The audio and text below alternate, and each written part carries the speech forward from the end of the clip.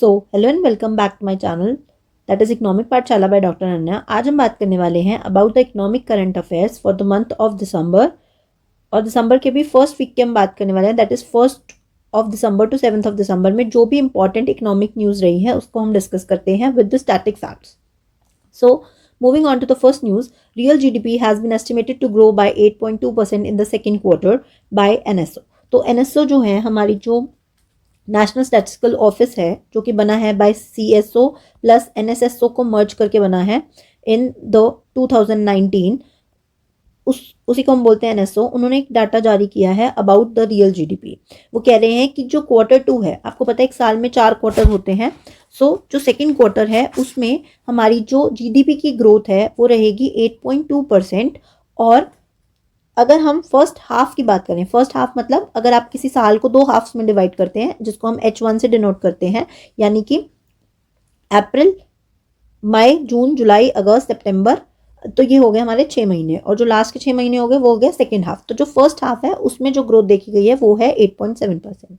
तो आपकी जो GDP की ग्रोथ है वो कितनी रही है ये इंपॉर्टेंट है, तो आपको याद रखनी है। दैट इज Q2 में, सेकेंड क्वार्टर में 8.2% है, ठीक है। और इससे पहले वाले क्वार्टर में देखें तो 7.8% थी, तो ये भी याद रखना है। Q1 की 7.8, Q2 की 8.2, ठीक है। सेकेंडली, अब ये जो ग्रोथ आई, एकदम इतना जो जंप देखा गया है वो किस लिए हुआ है, क्योंकि हमारा जो मैन्युफैक्चरिंग और सर्विस सेक्टर है उसमें काफ़ी बेटर ग्रोथ रही, काफ़ी बेटर परफॉर्मेंस रही है। उसके कारण हमारा जो GDP है उसमें ग्रोथ आई है, ऐसा NSO ने बताया, जो कि आता है मिनिस्ट्री ऑफ स्टैटिस्टिक्स के अंडर। मोर ओवर, जो अगर हम पिछले साल के Q1 से कंपेयर करें तो हमारा जो GDP का जो 2025-26 का जो Q1 रहा था वो भी काफ़ी अच्छी ग्रोथ उसने किया है, ठीक है। तो इतनी राम कहानी में से आपको बस इतना याद रखना है, दैट इज Q1 की और Q2 की GDP ग्रोथ क्या है। मोर ओवर, अगर हम कंपेयर करें इसको इस डाटा के साथ, तो ये आपको दे रखा है 24-25 और 25-26 का। तो 24-25 का अप्रैल से जून यानी Q1, जुलाई से सितंबर Q2, अक्टूबर से दिसंबर Q3 एंड जनवरी टू मार्च हो गया आपका Q4। तो इस तरीके से एक साल में 4 क्वार्टर्स डिवाइड होता है, ठीक है। और सब में 3-3 महीने हो गए आपके। तो उसके अकॉर्डिंग आप देखेंगे तो सबसे ज़्यादा ग्रोथ जो देखी गई है वो है 8.2, दैट इज हमारा जो सेकेंड क्वार्टर है उसमें, और 7.8 इससे पिछले वाले क्वार्टर में 2025-26 के। और वो कह रहा है कि इसी यही सेंटेंस में लिखा हुआ था कि अगर हम इसको कंपेयर करें 7.8% को अप्रैल जून 2025-26 को 24-25 के उससे करें तो इसमें ग्रोथ थी 5.6%, जो कि बहुत ज़्यादा है as compare to 7.8% of, sorry 6.5% है, सॉरी। ये है Q1 और ये है Q1, ये है 2024-25 का और ये है 25-26 का। तो इसमें 6.5% थी और इसमें 7.8% है, तो काफ़ी ज़्यादा जंप देखा गया है। और सिमिलरली अगर हम यहाँ देखें तो 5.6 और 8.2, तो दोनों ही क्वार्टर्स में इस साल में हमारी जो GDP ग्रोथ है वो ज़्यादा देखी गई है। देन मूविंग ऑन टू कि जो मेजर इकॉनमीज़ हैं उनमें अगर देखें तो इंडिया सबसे फास्टेस्ट ग्रोइंग है। क्वार्टर वाइज आपको डाटा दे रखा है। इंडिया का 8.2 है, Indonesia 5%, China 4.8 and so on. नहीं आपको याद रखना है ये डाटा। मोर ओवर, अगर आप सेक्टर वाइज देखें तो सबसे ज़्यादा ग्रोथ किस में देखी गई है, अभी हमने बात की थी मैन्युफैक्चरिंग सेक्टर में। उसके बाद जो है वो कंस्ट्रक्शन सेक्टर में ज़्यादा ग्रोथ देखी गई है, जिसकी वजह से आपकी GDP की ग्रोथ भी आगे हुई है, ठीक है। दिस इज़ नॉट इम्पॉर्टेंट, आप इसको पढ़ सकते हैं, बस आपकी नॉलेज के लिए ये मैंने दिया था, ठीक है। Moving on to the next news, centre appoints Vivek Chaturvedi as the chairman of CBIC, that is central board of indirect taxes and customs. तो 2 बॉडीज हैं जो कि टैक्सेस को डील करता है, दैट इज CBIC, और एक है CBDT, that is central board of direct taxes. तो डायरेक्ट टैक्सेस के लिए हो गई CBDT और इनडायरेक्ट टैक्सेस के लिए हो गई CBIC। और इसके लिए इसको अपॉइंट किया गया है, विवेक चतुर्वेदी जी को अपॉइंट किया गया है। और इन्होंने किसको रिप्लेस किया है, संजय कुमार अग्रवाल जी को रिप्लेस किया है। तो आपको नाम तो इतने नहीं पूछे जाते हैं, बट इससे इंपॉर्टेंट है कि CBIC जो बॉडी है वो क्या है। तो मैंने जैसे बताया एक एपेक्स बॉडी है। एपेक्स मतलब जो हाईएस्ट लेवल पर होती है, जो इनडायरेक्ट टैक्सेस और कस्टम ड्यूटीज से डील करती है। ये एक स्टैचुरी बॉडी है। स्टैचुरी बॉडी मतलब किसी एक्ट के थ्रू बनी है, और वो एक्ट कौन सा है, that is central board act, that is 1963 का जो एक्ट है, इसके इसके थ्रू ये बॉडी जो है ये एग्जिस्टेंस में आई थी। और जो इनके हेड होते हैं, जो चेयरपर्सन होते हैं, वो जो सीनियर मोस्ट आईआरएस होते हैं, ठीक है, वो होते हैं इसके हमेशा चेयरपर्सन जो बनते हैं, ठीक है। सेकेंडली आपसे पूछ सकते हैं, एक तो स्टैचुटरी बॉडी है या नहीं, ये पता होना चाहिए। सेकेंडली कौन से डिपार्टमेंट के अंदर आएगा, तो it come under department of revenue, ठीक है, जो कि मिनिस्ट्री ऑफ फाइनेंस का ही पार्ट है। तो यानी कौन सी मिनिस्ट्री, फाइनेंस मिनिस्ट्री, क्योंकि पैसे से रिलेटेड है, और डिपार्टमेंट ऑफ रेवेन्यू उसके अंडर आता है, ठीक है। आई होप ये भी सेकेंड न्यूज भी आपको समझ में आ गई होगी। Moving on to the third news, RBI appointed Usha Janaki Raman as a new ED. तो एग्जीक्यूटिव डायरेक्टर आरबीआई ने किसको अपॉइंट किया, उषा जानकी रमन को। ये इससे पहले जो है चीफ जनरल मैनेजर थी, कहाँ पर, department of regulation and supervision में, ठीक है। जिसका काम क्या था, बेसिकली जो भी डाटा आता है उसमें रिस्क को एसेस करना, डाटा को एनालाइज करना, ठीक है, फाइनेंशियल सिस्टम को मॉनिटर करने का काम इनका था। तो अब उषा जानकी रमन जी को आरबीआई का नया एग्जीक्यूटिव डायरेक्टर बना दिया गया है, ठीक है। मैं ऑलरेडी आपको बता चुकी हूँ कि आरबीआई के बोर्ड में कितने मेंबर्स होते हैं, ये आप मुझे नीचे कमेंट बॉक्स में लिखकर बताएंगे। अगर आप रेगुलरली मुझे फॉलो कर रहे हैं तो मैं ये ऑलरेडी बता चुकी हूँ, इसलिए मैं दोबारा नहीं बता रही हूँ। आप मुझे बताएंगे कि आरबीआई के बोर्ड जो है उसमें कितने मेंबर्स होते हैं। Moving on to the next news, that is SBI, HDFC and ICICI Bank continue to be identified as domestically important banks, said RBI, ठीक है। अब इसका मतलब क्या है, इस न्यूज़ को थोड़ा ध्यान से समझिएगा। अगर आप मुझे पहले से फॉलो कर रहे हैं तो माइट भी आपको इसके बारे में पता हो, जो नए हैं उनको मैं बता देती हूँ। There is a term called domestically systematically important banks, यानी ऐसे बैंक्स जो कि हमारी डोमेस्टिक इकोनॉमी के लिए बहुत इंपॉर्टेंट है। अगर उनको कुछ भी होता है तो हमारी पूरी इकोनॉमी क्या हो जाएगी, कोलैप्स हो जाएगी। उस लिस्ट में 3 बैंक्स हैं, दैट इज हमारा एक तो पब्लिक सेक्टर बैंक एसबीआई और 2 private sector bank, that is HDFC and ICICI bank. For better understanding मैं आपको समझा देती हूँ कि इसका क्या मतलब है। मान लेते हैं कोई फैमिली है, ठीक है, और उस फैमिली में जो पापा होते हैं, जो डैड हैं, वो क्या है, वो इनकम अर्नर हैं, ठीक है, वही कमाते हैं। और उनके ऊपर उनके 2 बच्चे हैं, उनकी वाइफ और उनके जो पेरेंट्स हैं, वो सब लोग क्या है, डिपेंडेंट है, ठीक है। अब मान लीजिए किसी रीज़न से पापा को हो गया कोई बीमारी, ठीक है, पापा बीमार हो गए, तो जो इनकम पापा अर्न कर रहे हैं, और मान लेते हैं वो इनकम आनी भी बंद हो गई, तो अगर पापा को कुछ भी होता है तो ये पूरा परिवार जो है वो क्या हो जाएगा, बिखर जाएगा। मान लेते हैं पापा की हो गई डेथ, ठीक है, पापा नहीं रहे, तो इस पूरी फैमिली के, यानी ये 2 बच्चे, मम्मी और जो उनके पेरेंट्स हैं, वो क्या हो जाएंगे, वो हिल जाएंगे। मतलब उनका पूरा यू कैन से उनकी लाइफ जो है वो क्या हो जाएगी, कोलैप्स हो जाएगी। तो बिल्कुल उसी तरीके से जैसे डैड इंपॉर्टेंट है इनकी फैमिली में, वैसे ये 3 बैंक्स हमारी फैमिली के लिए, हमारी इकोनॉमी के लिए क्या है, इंपॉर्टेंट है, that is SBI, HDFC and ICICI bank. I hope clear हो गया होगा। इन्हीं बैंक्स को हम बोलते हैं टू बिग टू फेल, कि अगर ये फेल हो गए तो पूरी हमारी इकोनॉमी जो है वो एक बहुत बड़ी इकोनॉमी कोलैप्स हो जाएगी, ठीक है। एसबीआई इस लिस्ट में है फ्रॉम 2015, आईसीआईसीआई है 2016 से, और एचडीएफसी बैंक 2017 से है, यानी कि ये बने हुए हैं। अच्छा, हम किस बेसिस पे कहते हैं कि ये बैंक्स जो हैं वो डीएसआईबी की कैटेगरी में आएंगे, तो उनका साइज के अकॉर्डिंग, ठीक है, उनका जो एसेट है वो कितना है, उनका इंटरकनेक्टेडनेस कितनी है, उनका रोल क्या है हमारी इकोनॉमी में, कितना पेमेंट सिस्टम हो रहा है, कितना ज़्यादा वो लोग फाइनेंशियली स्ट्रॉन्ग है, कितना फाइनेंशियल कनेक्शंस उनके हैं, उस बेसिस पर हम डिसाइड करते हैं कि किस बैंक को इस लिस्ट में रखना है या नहीं रखना है। जैसे ये डोमेस्टिकली सिस्टमैटिकली इंपॉर्टेंट बैंक्स हैं, वैसे ही ग्लोबल लेवल पर भी होते हैं जीएसआईबी बैंक्स, ऐसे बैंक्स जो कि अगर ग्लोबल लेवल पर कोलैप्स करते हैं तो उनका बहुत गहरा इंपैक्ट हमारी पूरी वर्ल्ड इकोनॉमी पे आएगा। जैसे कि आपने सुना होगा जो 2008 का फाइनेंशियल क्राइसिस हुआ था, वो लेमन ब्रदर्स जो हैं उनके कोलैप्स से, उनके कोलैप्स के कारण हुआ था। तो इस तरीके से जो है ये घटनाएं होती रहती है, दैट्स वाई उनको क्या कर रखा है, इस लिस्ट के अंदर डाल रखा है। तो इस लिस्ट में डालने का क्या मतलब है, हम उन्हें एक इंपॉर्टेंस दे रहे हैं, दैट्स अ डिफरेंट थिंग, हम उन्हें आइडेंटिफाई कर रहे हैं, लेकिन उनके ऊपर कुछ जिम्मेदारियां भी, जैसे अगर पापा हैं तो अगर पापा को कुछ होता है तो पूरी फैमिली कोलैप्स हो जाएगी, राइट। तो उनके ऊपर बहुत सारी जिम्मेदारी है ना, तो उनके ऊपर जिम्मेदारी ये है कि वो अपना ध्यान रखें, right, they take proper diet, और जो भी अपनी हेल्थ का ध्यान रखें। तो सिमिलरली बैंक्स को भी अपनी हेल्थ का ध्यान रखना पड़ता है। तो वो बैंक्स अपनी हेल्थ का ध्यान कैसे रखते हैं, वो अपनी हेल्थ का ध्यान इस तरीके से रखते हैं कि वो एक क्या मेंटेन करते हैं, CAR रेशियो मेंटेन करते हैं, that is capital adequacy ratio, capital adequacy ratio. बहुत ज़्यादा टेक्निकल टर्म्स से मैं आपको चीज़ें नहीं समझा रही हूँ, ठीक है, और इसी को ही हम बोलते हैं CRAR, that is capital to risk weighted assets. ठीक है, अब इसका मतलब क्या है, सिंपल भाषा में समझते हैं कि अगर आपको पता है कि इन फ्यूचर हम सब क्या करते हैं, अपने घर में सेविंग करते हैं। किस लिए करते हैं? क्योंकि हमें पता है कि कोई भी अनसर्टेनिटी आ सकती है, तो उससे अपने आप को बचाने के लिए हम क्या करते हैं, पहले से ही कुछ एक्स्ट्रा पैसा सेव करके रखते हैं। से हमें पता है हमारी हेल्थ खराब हो सकती है या कोई अनफोर्सीन इवेंट आ सकता है, ठीक है, जिसके कारण हमें हो सकता है पैसों की जरूरत पड़े। तो सिमिलरली बैंक्स को भी क्या होते हैं, कैपिटल मेंटेन करनी पड़ती है, और वो कैपिटल जो है बेसल नॉर्म्स के अकॉर्डिंग वो है 9% प्लस 1.25% कह लो, तो टोटल हम बैंक्स को 11.5% कैपिटल मेंटेन करनी पड़ती है। कैपिटल मतलब कैपिटल एक तरीके से एक्स्ट्रा पैसा है जो आपने संभाल के रखा हुआ है कि इनकेस अगर बैंक्स के पास कहीं से भी पैसा नहीं आता, वो इनकम नहीं अर्न कर पाते, तो उस पैसे में से वो क्या कर सकते हैं, अपने बैंक्स को रन कर सकते हैं। ठीक है, इस तरीके से। बट अब क्योंकि ये इंपॉर्टेंट है बैंक्स, तो इनको कुछ एक्स्ट्रा मेंटेन करना पड़ता है। तो HDFC बैंक जो है उनको 20%, ICICI को 40%, और जो आपका SBI है उसको 80% जो है।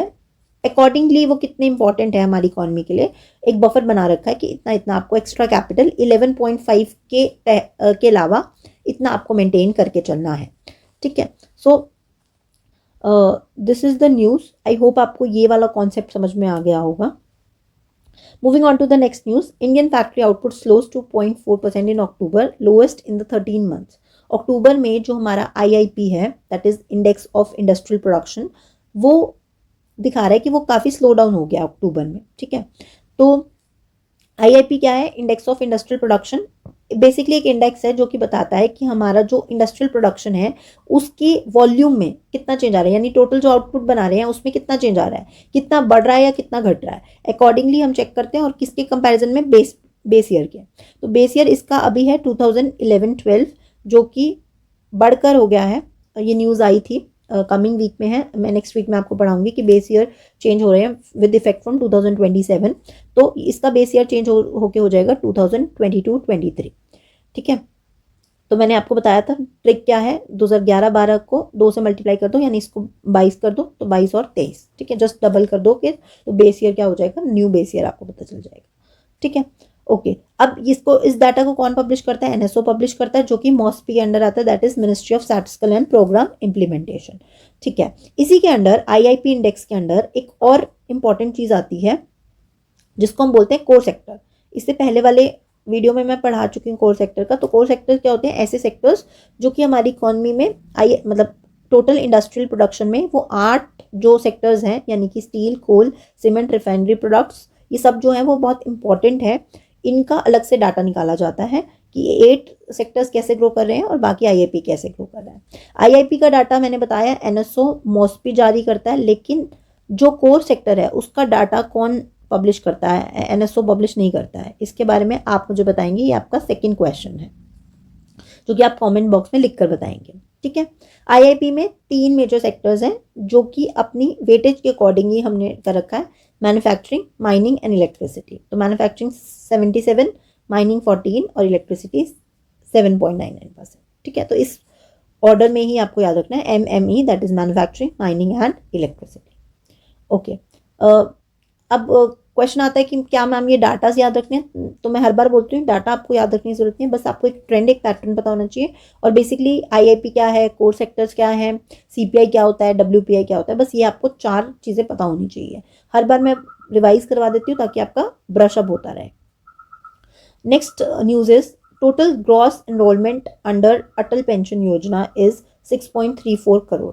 यानी जो अटल पेंशन योजना है विच वॉज लॉन्च्ड ऑन 9 मई 2015, उसमें टोटल एनरोलमेंट 6.34 करोड़ हो चुका है, which is a greatest achievement for the government of India. Basically scheme है क्या, देखो अटल जी के नाम पे है, पेंशन योजना है, नाम से समझ में आ रही है, एक पेंशन की योजना है।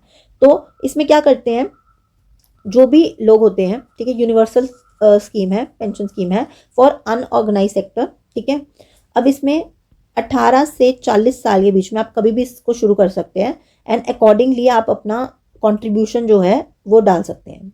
ठीक है, आफ्टर 60 ईयर्स, ठीक है, अब मान लीजिए आपने 18 साल से डालना शुरू कर दिया तो ऑब्वियसली आपको कम अमाउंट डालना पड़ेगा, और अगर आपने 40 से डालना शुरू किया तो ऑब्वियसली आपको थोड़ा ज़्यादा अमाउंट डालना पड़ेगा। तो 60 ईयर्स के बाद आपको क्या मिलती है, पेंशन मिलती है, गारंटीड पेंशन मिलती है।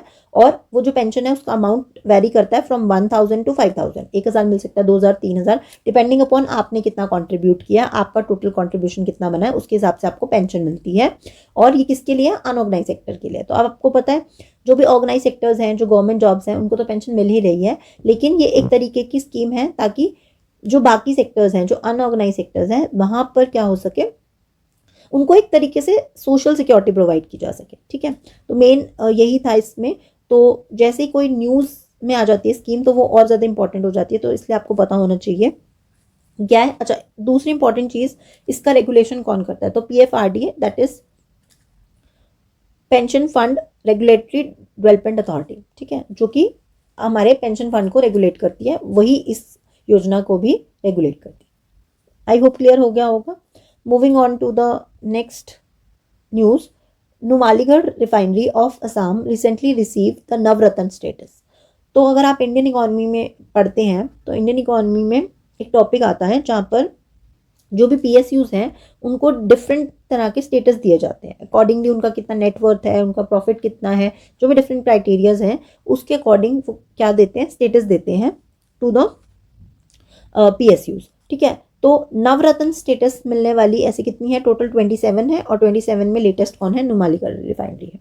महारत्न स्टेटस 14 को मिला हुआ है, 14 PSUs को मिला हुआ है। और HAL, Hindustan aeronautic limited, Bengaluru जिसका हेडक्वार्टर है, उसको इस में रखा गया है, जो कि लेटेस्ट है। ठीक है, तो आपको याद होना चाहिए। अब क्वेश्चन आता है कि 3 स्टेटस होते हैं, एक होता है मिनी रत्न, नवरत्न एंड महारत्न। तो सबसे बड़ा कौन सा है, महारत्न, महान जो सबसे बड़ा है, नवरत्न जो उससे छोटा, और मिनी तो नाम से समझ में आ रहा है कि उससे कम ही होगा। तो यू हैव डिफरेंट क्राइटेरिया कि आपकी प्रॉफिटेबिलिटी उतना होना चाहिए, नेटवर्क कितना होना चाहिए। अब किसी को मिनी रत्न बनना है तो कोई ऐसा प्रायर स्टेटस नहीं चाहिए, लेकिन नवरत्न बनना है तो ऑलरेडी मिनी रत्न होने चाहिए, आप महारत्न बनना है तो ऑलरेडी नवरत्न होने चाहिए। तो इस तरीके से आपके क्राइटेरियाज चलते हैं। आप इसको एक बार पढ़ लीजिएगा ताकि आपको पता रहे कि क्या किसका क्या क्राइटेरिया है। ठीक है, बस ये 2 चीज़ें पढ़नी है, प्रॉफिटेबिलिटी और नेटवर्थ का। ठीक है, moving on to the next news, 8 economic census to be held in 2027। Very very important news. Upcoming अगर आपका कोई भी कॉम्पिटेटिव एग्जाम होता है रिलेटेड टू इकोनॉमिक्स, उसमें एक क्वेश्चन जरूर पूछा जाएगा रिलेटेड टू इकोनॉमिक सेंसस। तो इकोनॉमिक सेंसस होता क्या है, बेसिकली जो भी लोग हैं उनके पैसों, उनकी फाइनेंशियल कंडीशन से रिलेटेड, आप कितना अर्न कर रहे हैं, आपकी फैमिली में कितने लोग हैं, कौन कितना अर्न कर रहा है, कौन सी जॉब में है, तो इस टाइप का जो डाटा है वो कौन इकट्ठा करेगा, इकोनॉमिक सेंसस इकट्ठा करता है। ये 8th एडिशन है, तो इसका मतलब ऑलरेडी हो चुके होंगे पहले। तो सबसे पहला कब हुआ था, 1977 में। तो पहला एडिशन कब हुआ, 1977 में। अच्छा, why economic census is going to be held in 2027। आपको मैंने पढ़ाया था कि पॉपुलेशन सेंसस 2 फेजेस में होगा। कौन से हैं वो 2 फेजेस, 2026, 2027। सितंबर 26 के आसपास इसका फर्स्ट फेज होना था, और सेकेंड फेज जो है वो है 2027 में। ठीक है, तो उस पॉपुलेशन सेंसस के खत्म होने के बाद, जो कि 16th नंबर का पॉपुलेशन सेंसस है, इसके खत्म होने के बाद we will have a economic census. ठीक है, इस इकोनॉमिक सेंसस को कंडक्ट कौन कराएगा, वही same NSO under the MOSPI, that is ministry of statistical and programme implementation. ठीक है, इन कोलैबोरेशन विद, मतलब किसके साथ, directorate of economic and statistic of states and UT। ठीक है, उनके द्वारा ये कंडक्ट करवाया जाएगा। तो ये आपको याद रखना है कि कौन कंडक्ट करवा रहा है। मोरओवर, इस सेंसस डाटा में, इकोनॉमिक सेंसस में, हम एक स्टैटिस्टिकल बिजनेस रजिस्टर भी बनाएंगे, जो कि ट्रैक करेगा कि ऐसे कितने एंटरप्राइजेज हैं हमारी इकोनॉमी में, और कितने एक्टिव हैं और कितने इनएक्टिव हैं। तो इन सब का डाटा भी वो कलेक्ट करेंगे। सो दिस इज इम्पॉर्टेंट, जो कि आपको याद रखना है कि कब होगा, 2027 में होगा। अगर आपको पॉपुलेशन सेंसस याद है कि 2026-27 में ना, तो अपने आप याद आ जाएगा कि 8 नंबर का है। तो देखो, पॉपुलेशन सेंसस 16 नंबर का है और इकोनॉमिक सेंसस उससे आधा है जस्ट। ठीक है, इस तरीके से आपको एडिशन भी याद हो जाएगा। Moving on to the next news, ये न्यूज़ पढ़ाने से पहले मैं आपको पढ़ाना चाहती हूँ कि 5th edition of monetary policy committee, 5th edition मतलब बाई मंथली, आपको पता है हमारी जो मॉनेटरी पॉलिसी होती है वो साल में 6 बार कंडक्ट होती है, बाई मंथली होती है, यानी कि 2 साल में 2 मंथ्स में 1 बार होती है। स्टार्टिंग फ्रॉम, सबसे पहले अप्रैल में होती है, देन मई छोड़ दो, अप्रैल मई जून, देन जुलाई छोड़ दो, अगस्त, सितंबर, अक्टूबर, नवंबर के बाद दिसंबर, फिर जनवरी छोड़ के फरवरी। तो एक साल में 2025-26 की बात करें तो 2025 का हो गया, ये भी 25 का, ये भी 25 का, ये भी 25 का, ये भी 25 का, और ये हो जाएगा 26 का। तो दैट्स वाई इसको क्या बोलते हैं, bimonthly monetary policy committee of 2025-26। तो ये first, second, third, fourth, fifth है जो कि इस बार हुई है। वैसे टोटल देखिए तो 58 नंबर की मीटिंग है जो 3 से 5 दिसंबर को हुई थी। अकॉर्डिंग टू, ये इंपॉर्टेंट है, section 45ZB of the RBI act 1934, RBI act में अमेंडमेंट किया गया और इस सेक्शन के तहत यानी 45ZB के तहत ये पावर दी गई कि आपको क्या करना है, एक मॉनेटरी पॉलिसी कमेटी बनानी है जिसमें 6 मेंबर्स होंगे, 3 from the RBI, 3 from the RBI, मैं यहाँ पे मेंशन कर देती हूँ, यहाँ पे लिखा भी है, 3 आरबीआई से होंगे और 3 जो है वो गवर्नमेंट ऑफ इंडिया अपॉइंट करती है जिनका टेन्योर 4 साल का रहता है। ये देखिए लिखा हुआ है, ठीक है। तो 3 जो आरबीआई में है, सबसे पहले तो हमारे गवर्नर होंगे शक्तिकांत दास, ठीक है। आई एम सो सॉरी, 25 थे शक्तिकांत दास। अभी करंटली जो है हमारे, ये गलत लिखा हुआ है बच्चे, इसको आप ठीक कर लीजिएगा। अभी करंटली हमारे हैं संजय मल्होत्रा, 26 नंबर के जो गवर्नर हैं, मिस्टेक रह गई है मुझसे ये, तो 26 नंबर के जो गवर्नर हैं संजय मल्होत्रा। उसके बाद जो है डिप्टी गवर्नर होती हैं जो कि पूनम गुप्ता, और एक ऑफिसर जो कि आरबीआई अपॉइंट नॉमिनेट करता है बाय द सेंट्रल बोर्ड में से, उनको नॉमिनेट किया जाता है, जो कि है इंद्रनील भट्टाचार्य, ठीक है। तो ये 3 नाम आपको याद रखना है, संजय, पूनम, इंद्रनील, ठीक है। और गवर्नमेंट ऑफ इंडिया की तरफ से 3 है जिनका टेन्योर 4 साल का है, तो इसमें है नागेश, सुगाता और राम, ठीक है। डॉक्टर नागेश, ये देखिए यहाँ पे इनकी वो भी दे रखा है, ये डायरेक्टर एंड चीफ एग्जीक्यूटिव है institute for studies in industrial development new Delhi में। सुगाता भट्टाचार्य जो है वो इकोनॉमिस्ट है, एक मेंबर है, और राम सिंह जो है वो डीएससी में यूनिवर्सिटी ऑफ दिल्ली के एक मेंबर है, ठीक है, टीचर हैं, तो उनको अपॉइंट किया हुआ है। तो ये 6 लोग हैं जो डिसाइड करते हैं कि पॉलिसी रेट्स क्या होने चाहिए, की policy rates, that is RR, repo rate, reverse repo rate, SDF, ये सब क्या रहेगा। अब मान लीजिए किसी रीजन से मान लीजिए 6 लोगों ने टोटल वोट दिया और टाई हो गया। मान लो 3 ने कहा कि हमें रेट को बढ़ाना चाहिए और 3 ने कहा रेट को घटाना चाहिए या नहीं बढ़ाना चाहिए, स्टे रखना चाहिए। तो ऐसे टाइम पर किसका वोट जो होता है वो काउंट किया जाता है, यानी अगर 3-3 हो गए तो टाई हो गया, तो फिर किसकी बात माने। तो जो गवर्नर साहब कहते हैं, यानी अगर मान लीजिए गवर्नर साहब कह रहे हैं कि रेट को बढ़ा दीजिए, तो फिर वो वाली बात को माना जाएगा, ठीक है। यानी कि जो गवर्नर होता है आरबीआई का, उसका जो होता है वो वोट काउंटिंग वोट में आता है अगर टाई हो जाता है तो। Moving on to the next thing, ये मैं आपको ऑलरेडी बता ही चुकी हूँ सब कुछ, ठीक है। नेक्स्ट देखिए, अब की रेट्स देखिए, इस बार 25 बेसिस पॉइंट से कम कर दिया है, कट कर दिया है हमारे जो की पॉलिसी रेट था। अब बेसिस पॉइंट क्या होता है, basis point not basis point, और जो 100 बेसिस पॉइंट यानी 1% जो है वो 100 बेसिस पॉइंट के बराबर होता है। तो अगर हमने बोला है कि 0.25 से कट किया तो इसका मतलब 25 बेसिस पॉइंट जो है वो कट कर दिया है आरबीआई ने। तो रेपो रेट अब आपका देखा जाए तो कितना हो गया, 5.25%। तो देखो हमारा इस तरीके से चलता है, रेपो रेट हो गया 5.25, तो इससे 0.25 कम होगा हमारा एसडीएफ, दैट इज 5% हो जाएगा, और जो इससे ज़्यादा होगा यानी कि हमारा जो एमएसएफ और जो बैंक रेट, जो कि दोनों सेम ही होते हैं, वो आपका हो जाएगा 5.50। तो 0.25 ये कम है, ये माइनस में है, और ये 0.25 इससे ज़्यादा है, यानी 5.25 है अगर, 0.25 ज़्यादा है, ये 0.25 कम है, ठीक है। तो इस डिफरेंस को, एसडीएफ और एमएसएफ के डिफरेंस को हम बोलते हैं कॉरिडोर, ठीक है। कि कॉरिडोर क्या है, मतलब कितना गैप है इनके बीच का, दैट इज 0.50 या फिर 50 बेसिस पॉइंट्स आप बोल सकते हैं, ठीक है, ओके। उसके बाद fixed reverse repo rate change ही नहीं हुआ है, क्योंकि अब रिवर्स रेपो रेट को यूज़ नहीं करते, उसकी जगह पर हम क्या यूज़ करते हैं, एसडीएफ यूज़ करते हैं।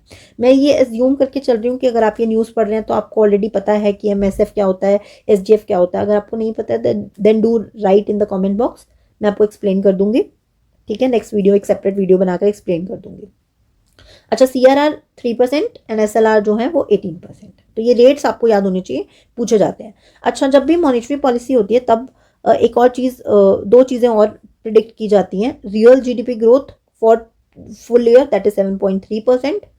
अच्छा, Q1 की कितनी आई थी, 7.8, और Q2 की 8.2 एज पर NSO। सारा डाटा क्लब मत कर दीजिएगा, याद रखिए, ठीक है। और रियल GDP ग्रोथ 7.3 और CPI बोला है 2%, यानी हमारा जो इन्फ्लेशन होगा वो इस साल में 2% पे होगा, ऐसा एस्टिमेट किया गया है, ठीक है।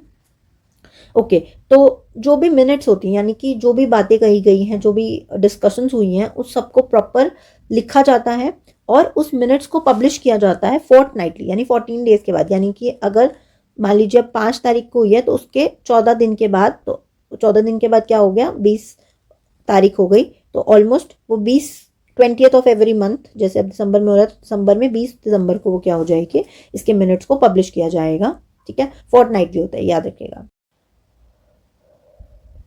ओके, तो एक और चीज़ जो मॉनेटरी पॉलिसी रिलेटेड है, that is monetary policy stance. यानी कि जब भी मॉनेटरी पॉलिसी को बनाया जाता है उस टाइम पे कुछ स्टांसेस को ध्यान रखा जाता है, मतलब किस तरीके का रवैया हमको रखना है, उस हिसाब से हम बात करते हैं। 5 स्टांसेस होते हैं जो ऑलरेडी मैं एक बार पढ़ा चुकी हूँ। सिंस वीडियो थोड़ी लंबी जा रही है इसलिए मैं आपको ये छोड़ के जा रही हूँ, ताकि आप इसको एक बार अपने बिहाफ पे पढ़ लीजिएगा, नहीं तो नेक्स्ट वीडियो में मैं दोबारा से एक्सप्लेन कर दूंगी। बाकी प्लस और शॉर्ट वे में बता देती हूँ। हॉकिश स्टैंस का मतलब है जब इन्फ्लेशन बहुत ज़्यादा हो जाता है इकोनॉमी में, तो उसको कंट्रोल करने के लिए जब RBI इंटरेस्ट रेट को बढ़ा देते हैं, यानी पॉलिसी रेट्स को बढ़ा देते हैं, तो इसको हम बोलते हैं हॉकिश स्टैंस। डविश में क्या होता है कि ग्रोथ पे फोकस करना है, ऑल्दो इन्फ्लेशन है लेकिन ग्रोथ ज़्यादा इंपॉर्टेंट है, तो बहुत ज़्यादा रेट में चेंजेस नहीं करते हैं, रादर लो ही रखते हैं रेट्स को, ताकि लोग जो है और ज़्यादा स्पेंडिंग करें, इन्वेस्टमेंट करें, ठीक है। उसके बाद आता है न्यूट्रल स्टांस, कि जितना है उतना ही रहने देते हैं, जैसे कि लास्ट मॉनेटरी पॉलिसी में क्या था कि जितना था उतना ही रहने देते हैं, तो उसे हम क्या बोलते हैं, न्यूट्रल स्टांस बोलते हैं। एकोमोडेटिव स्टांस का क्या मतलब है, जब हमें इकोनॉमी को बूस्ट करना होता है तो हमें क्या करना पड़ता है, रेट्स को कट करना पड़ता है, ठीक है, तो उसको क्या बोलते हैं, एकोमोडेटिव स्टांस। जैसे कि कोविड टाइम पे हुआ था, लॉकडाउन के टाइम पे हुआ था, है ना, एडजस्ट करते थे, एकोमोडेटिव। लास्ट है कैलिब्रेटेड टाइटनिंग, मतलब कि RBI जो है वो रेट कट भी नहीं करेगा, बट हो सकता है इसकी वजह से क्या हो, इन्फ्लेशन देखने को मिले, तो इसमें भी वो क्या करते हैं, ऑलमोस्ट रेट को वो क्या रखते हैं, कांस्टेंट रखते हैं, ठीक है, ताकि स्टेबिलिटी बनी रहे। दीज आर 5 स्टांसेस जो कि आपको याद रखने हैं। Moving on to the next और the last news I can say, जब मॉनेटरी पॉलिसी हमने पढ़ा तो उसी में ही मॉनेटरी पॉलिसी कमेटी के दौरान ही एक न्यू टर्म निकल के आई है, that is called Goldilocks economy.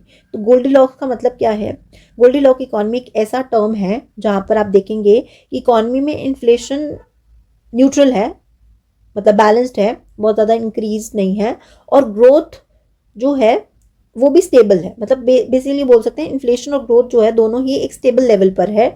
सब कुछ बहुत परफेक्ट है इकोनॉमी में, ऐसा कह सकते हैं। तो ऐसी इकोनॉमी को क्या बोलेंगे, गोल्डीलॉक्स इकोनॉमी, ठीक है। यहाँ पे देखिए लिखा भी हुआ है, गोल्डीलॉक्स इकोनॉमी एक ऐसी इकोनॉमिक सिचुएशन है जहाँ पर इन्फ्लेशन मॉडरेट है, ग्रोथ हमारा स्टेबल है, जिसकी वजह से सेंट्रल बैंक्स जो है न्यूट्रल स्टैंस लेकर चलते हैं विदाउट इंक्रीजिंग द, यानी कि रेट ऑफ इंटरेस्ट को बहुत ज़्यादा बढ़ा या घटा नहीं रहे हैं, बैलेंस रख रहे हैं। क्यों, क्योंकि इकोनॉमी कैसी है, एक स्मूथ लेवल पर है, बैलेंस्ड लेवल पर है। तो ये टर्म भी याद रखना, what is Goldilocks economy. With this आज की जो न्यूज़ है वो ख़त्म होती है इस वीक की। आई होप आपको समझ में आ गया होगा। मैंने जो क्वेश्चंस पूछे हैं मैं उम्मीद करूँगी कि आप उसका आंसर नीचे करेंगे। बाकी अगर आपको कुछ भी समझ नहीं आता है then do write in the comment box, I will try to make video on that. Till then thank you and bye bye.